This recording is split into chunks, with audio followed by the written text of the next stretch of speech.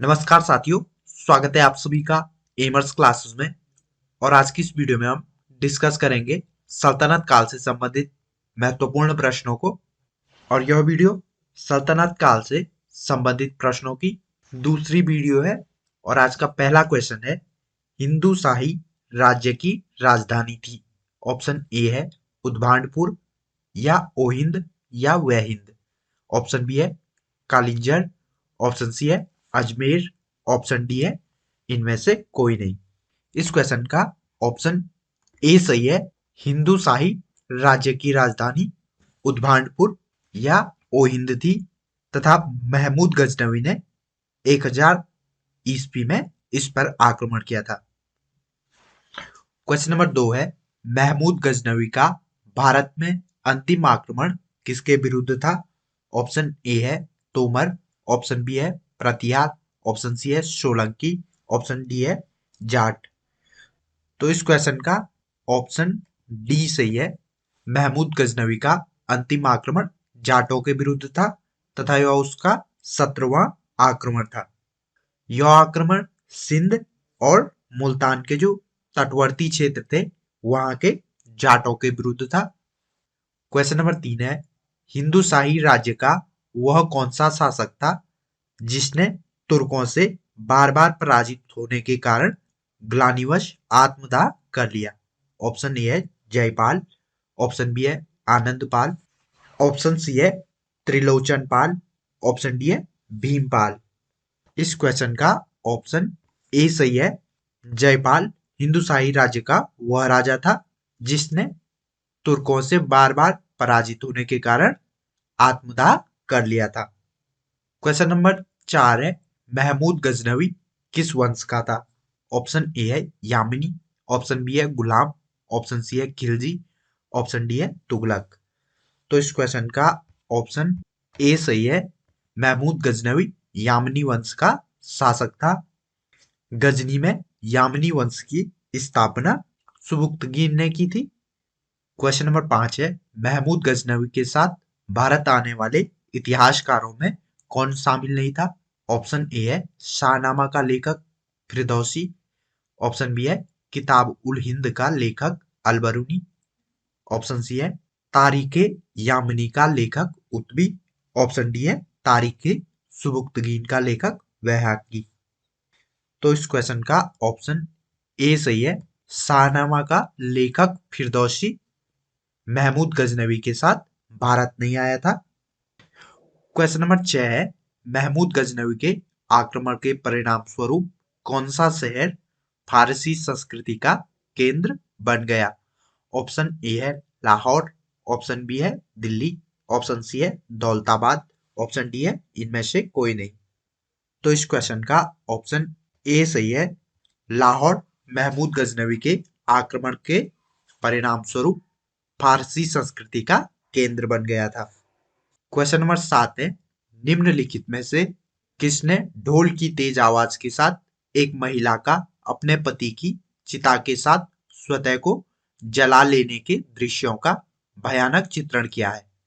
Option A है Ibn Battuta. Option B है बर्नी। Option C है बदायूनी। ऑप्शन डी है अमीर खुसरो। तो इस क्वेश्चन का ऑप्शन ए सही है। इब्न बतूता ने ढोल की तेज आवाज के साथ एक महिला के अपने पति की चिता के साथ जल जाने के दृश्यों का वर्णन किया है। इब्न बतूता मोरक्को का निवासी था तथा इसने 1333 ईस्वी में मोहम्मद बिन तुगलक के काल में भारत की यात्रा की थी।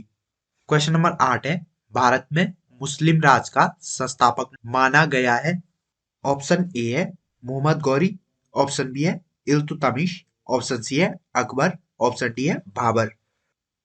तो इस क्वेश्चन का ऑप्शन ए सही है। मोहम्मद गौरी को भारत में मुस्लिम राज्य का संस्थापक माना जाता है। क्वेश्चन नंबर 9 है, किसने इक्तादारी प्रथा चलाई। ऑप्शन ए है फिरोज शाह तुगलक। ऑप्शन बी है मोहम्मद बिन तुगलक। ऑप्शन सी है इल्तुतमिश। ऑप्शन डी है गयासुद्दीन बलबन। तो इस क्वेश्चन का ऑप्शन सी सही है। इल्तुतमिश ने इक्तादारी प्रथा चलाई थी। क्वेश्चन नंबर 10 है, लाख बख्श के नाम से जाना जाने वाला भारतीय शासक कौन था? ऑप्शन ए है बाबर, ऑप्शन बी है अकबर, ऑप्शन सी है कुतुबुद्दीन ऐबक, ऑप्शन डी है इल्तुतमिश। तो इस क्वेश्चन का ऑप्शन सी सही है। कुतुबुद्दीन ऐबक को लाख बख्श भी कहा जाता था। लाख बख्श का अर्थ होता है लाखों का दान देने वाला। कुतुबुद्दीन ऐबक मोहम्मद गौरी का गुलाम था तथा मोहम्मद गौरी ने अपने द्वारा विजित प्रदेशों की देखभाल के लिए कुतुबुद्दीन ऐबक को चुना था। क्वेश्चन नंबर 11 है, 13वीं सदी में सेना का सर्वोच्च अधिकारी होता था। ऑप्शन ए है मलिक, ऑप्शन बी है खान, ऑप्शन सी है सरखेल, ऑप्शन डी है सिपह सालार। तो इस क्वेश्चन का ऑप्शन बी सही है। 13वीं सदी में सेना का सर्वोच्च अधिकारी खान होता था। क्वेश्चन नंबर 12 है, भारत में गुलाम वंश का संस्थापक कौन था? ऑप्शन ए है कुतुबुद्दीन ऐबक, ऑप्शन बी है इल्तुतमिश, ऑप्शन सी है कैकुबाद, ऑप्शन डी है आराम शाह। इस क्वेश्चन का ऑप्शन ए सही है। कुतुबुद्दीन ऐबक को गुलाम वंश का संस्थापक माना जाता है। कुतुबुद्दीन ऐबक मोहम्मद गौरी का गुलाम था। कुतुबुद्दीन ऐबक के बाद इल्तुतमिश शासक बना, वह भी गुलाम था, तथा इसके बाद के शासनों में बलबन शासक बना जो कि गुलाम था। इसलिए इस पूरे वंश को गुलाम वंश कहा जाता है। क्वेश्चन नंबर 13 है, कुतुब मीनार के कार्य को किसने पूरा किया? ऑप्शन ए है रजिया ने, ऑप्शन बी है कुतुबुद्दीन ऐबक ने, ऑप्शन सी है इल्तुतमिश ने, ऑप्शन डी है बलबन ने। तो इस क्वेश्चन का ऑप्शन सी सही है। इल्तुतमिश ने कुतुब मीनार के कार्य को पूर्ण किया था। कुतुब मीनार भारत की राजधानी दिल्ली के महरौली इलाके में स्थित है तथा इसका निर्माण कुतुबुद्दीन ऐबक ने शुरू करवाया था और इल्तुतमिश ने इसे पूर्ण करवाया था। बाद में जब यह क्षतिग्रस्त हो गई थी तो फिरोज शाह तुगलक ने इसमें एक और मंजिल को जोड़ दिया था। क्वेश्चन नंबर 14 है, निम्नांकित में से दिल्ली का पहला तुगलक सुल्तान कौन था? ऑप्शन ए है गयासुद्दीन तुगलक, ऑप्शन बी है मलिक तुगलक, ऑप्शन सी है मोहम्मद बिन तुगलक, ऑप्शन डी है फिरोज शाह तुगलक। तो इस क्वेश्चन का ऑप्शन ए सही है। गयासुद्दीन तुगलक दिल्ली का पहला तुगलक शासक था। गयासुद्दीन तुगलक ने दिल्ली के पास तुगलकाबाद नगर की स्थापना की थी तथा उसे अपनी राजधानी बनाया था। क्वेश्चन नंबर 15 है, पंजाब में हिंदू शाही राजवंश को किसने स्थापित किया? ऑप्शन ए है वसुमित्र, ऑप्शन बी है कल्लर, ऑप्शन सी है जयपाल, ऑप्शन डी है महिपाल। तो इस क्वेश्चन का ऑप्शन सी सही।